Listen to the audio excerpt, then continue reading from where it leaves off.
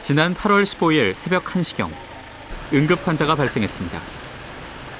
남양주의 한 병원에서 이송되어 온 이 환자는 오토바이 사고로 머리를 크게 다쳤습니다. 환자분? 당직이던 조항주 교수가 환자의 상태를 살핍니다. 환자는 의식이 없고 말을 할 수 없습니다. 겉으로 보기에 심각한 외상은 없지만 오토바이 사고이기 때문에 안심할 수 없는 상황. CT 촬영 결과 뇌 쥐주막하에 출혈이 발견됩니다. 조항주 교수는 긴급 수술을 결정하고 신경외과 교수를 호출합니다.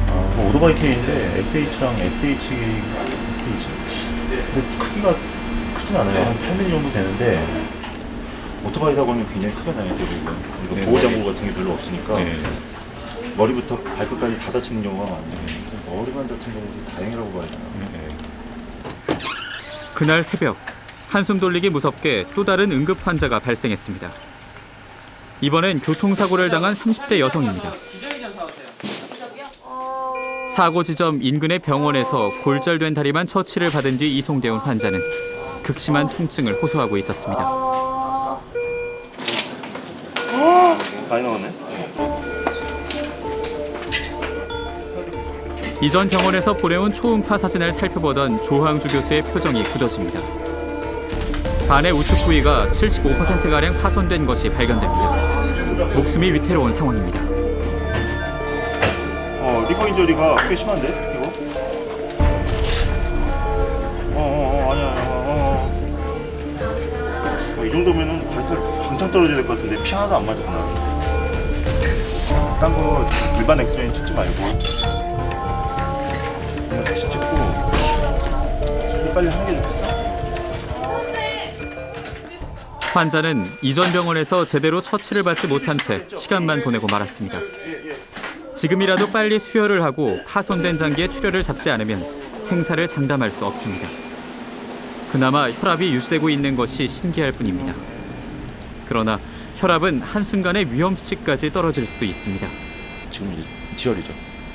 만약 한번 쏟아져 만약에 지금 간신히 살짝 이렇게 유지되고 있는데 만약에 한번 쏟아져 나오면 그때는 그냥 이제 도리가 없으니까 들어가서 이제 꺼주로 이렇게 맞춰놔야 될 것 같아요. 그래서 48시간 정도 유지하고 가야 될 것 같아요. 그다음에 필요하면은 혈관주 연수하고.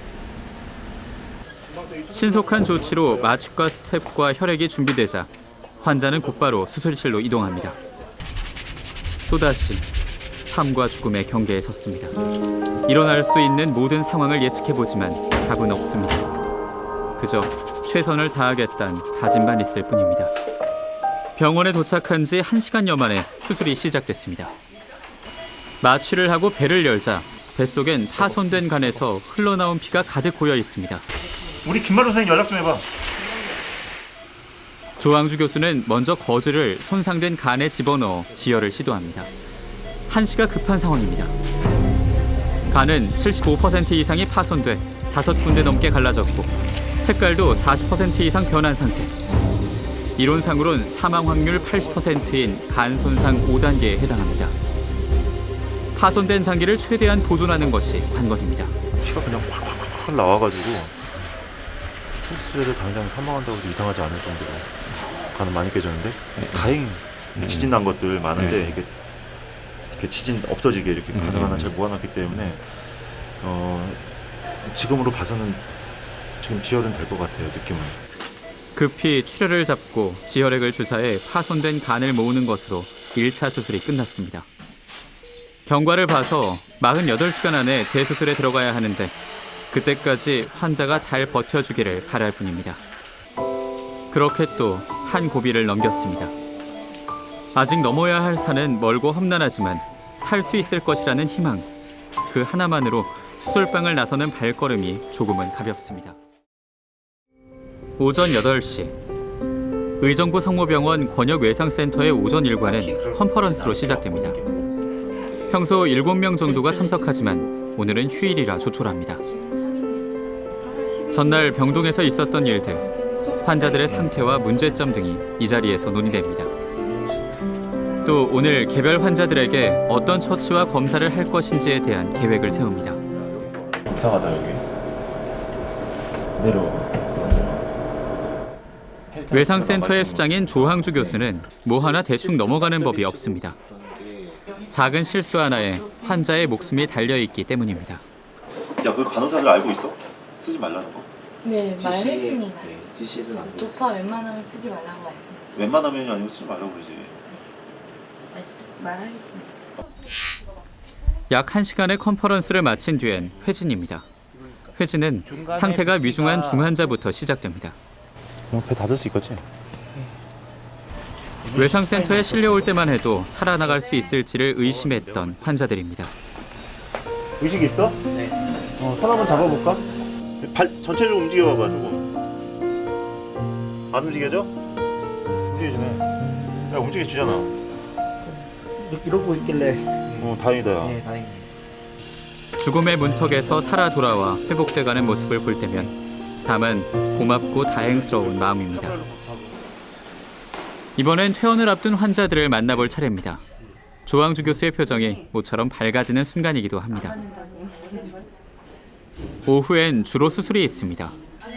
일주일 전 교통사고로 외상센터에서 응급수술을 받았던 80세 환자의 3차 수술입니다. 사고 당시 환자는 소장으로 가는 혈관이 터져 심한 출혈이 있었습니다. 응급수술로 출혈은 잡았지만 문제는 혈관이 손상돼 장으로 피가 전달되지 않아 소장이 썩어버린 것입니다. 4m에 달하는 소장의 절반가량을 잘라내야 하는 상황입니다. 환자가 워낙 고령인데다 평소 건강 상태가 좋지 않아 혈액순환에 문제가 있었던 탓입니다.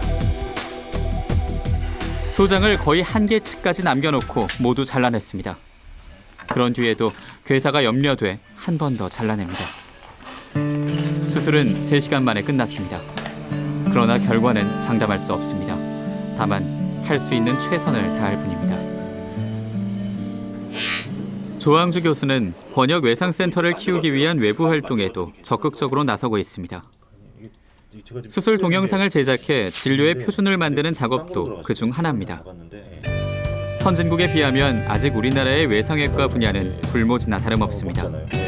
따라서 사례가 있을 때마다 동영상을 제작해 학회에 발표하고 스태프들과 노하우를 공유합니다. 그렇게 외상외과 발전의 토대가 하나하나 만들어져 가고 있습니다.